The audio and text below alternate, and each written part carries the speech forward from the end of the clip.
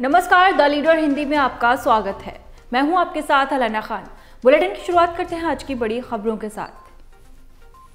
हमीदिया हादसा दे गया आंसू, 7 बच्चों की आग लगने से मौत। भोपाल के हमीदिया अस्पताल में सोमवार रात मौत का ऐसा तांडव मचा जिसे मरीजों के परिजन कभी नहीं भूल पाएंगे।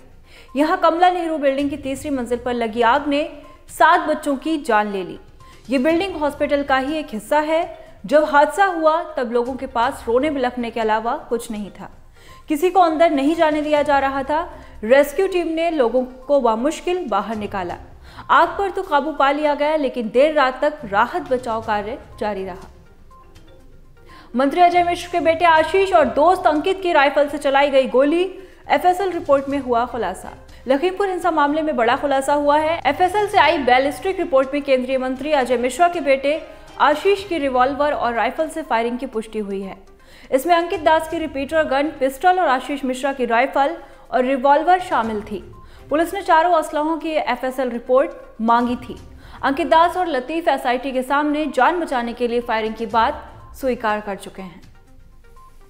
सीएम योगी ने बदायूं में सपा पर कसा तंज, बोले हम आतंकियों के मुकदमे वापस नहीं लेते, उन्हें उनके लोक में पहुंचाते हैं। सीएम योगी आदित्यनाथ ने 1400 करोड़ की योजनाओं का लोकार्पण कर बदायूं जनपद को तोहफा दिया है। लोकार्पण के साथ उन्होंने जनप्रतिनिधियों को धन्यवाद देते हुए कहा कि योजनाओं का लाभ सभी लें। इसके लिए शुभकामनाएं देता हूं। सीएम योगी आदित्यनाथ ने आज मंगलवार को बदायूं में सपा प्रमुख मुलायम सिंह यादव के गढ़ में पिछली सरकारों पर भी तंज कसा।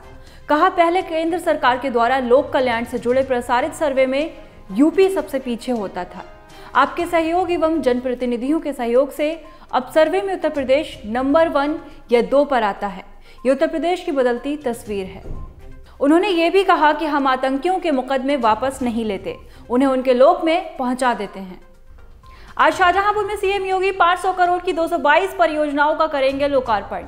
शाहजहांपुर में सीएम मंगलवार को जिले की 2 विधानसभाओं में 2 जनसभाएं करेंगे, जिसमें करीब 500 करोड़ की 222 परियोजनाओं का लोकार्पण करेंगे।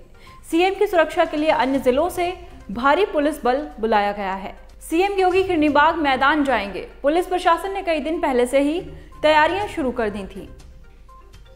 छठ पूजा का आज दूसरा दिन, व्रत रखकर शाम को खरना करेंगे व्रतधारी। शुरू होगा 36 घंटे का निर्जला व्रत। छठ का पावन पर्व सोमवार को नहाए खाए के साथ शुरू हो गया है।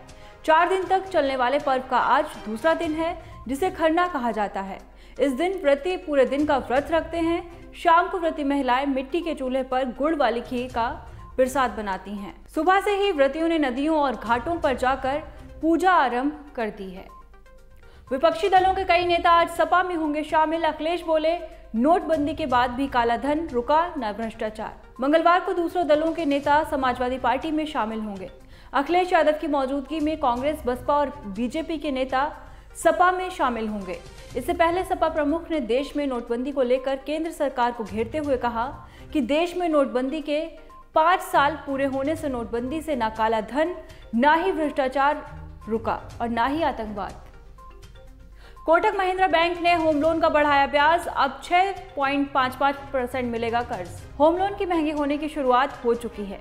निजी सेक्टर के बैंक कोटक महिंद्रा बैंक ने इसकी शुरुआत की है।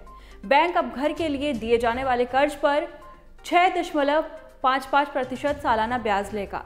अभी तक ब्याज दर 6.50% थी। बैंक ने कहा कि ब्याज की नई दर 9 नवंबर से 10 दिसंबर के बीच लागू रहेगी।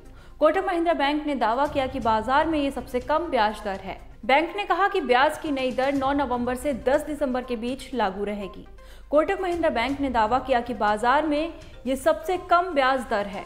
हालांकि पिछले महीने ही यूनियन बैंक ने होम लोन में सबसे कम ब्याज दर को ऑफर किया था। जीत के साथ खत्म हुआ कोहली शास्त्री युग। टीम इंडिया ने नामीबिया को हराया 9 विकेट से। T20 वर्ल्ड कप के आखिरी लीग मैच में टीम इंडिया ने नामीबिया को 9 विकेट से हरा दिया है। जीत के साथ ही भारतीय टीम ने और कप्तान विराट कोहली ने बतौर कप्तान अपने आखिरी T20 असाइनमेंट में सम्मानजनक विदाई ली।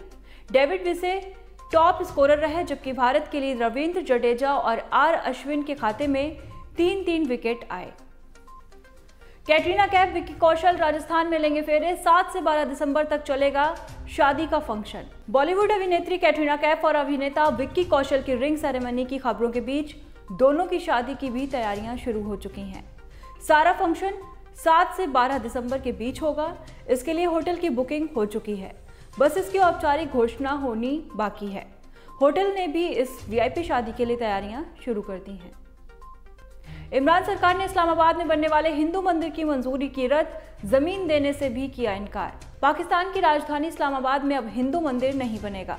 इमरान खान सरकार के अंडर आने वाली कैपिटल डेवलपमेंट अथॉरिटी यानी CDA ने मंदिर के लिए जमीन आवंटन या एलोकेशन रद्द कर दिया है। इस मंदिर को लेकर सरकार की काफी तारीफ हो रही थी। सरकार के मंत्री दावा कर रहे थे कि पाकिस्तान में अल्पसंख्यकों के साथ कोई भेदभाव नहीं किया जाता है। ये मंदिर इस बात का सबूत होगा। हालांकि जमीन आवंटन रद्द होने के बाद अब तक सरकार की तरफ से कुछ भी नहीं कहा गया है। और फिलहाल इस बुलेटिन में इतना ही। बाकी तमाम खास खबरों के लिए बने रहिए द लीडर हिंदी के साथ। नमस्कार।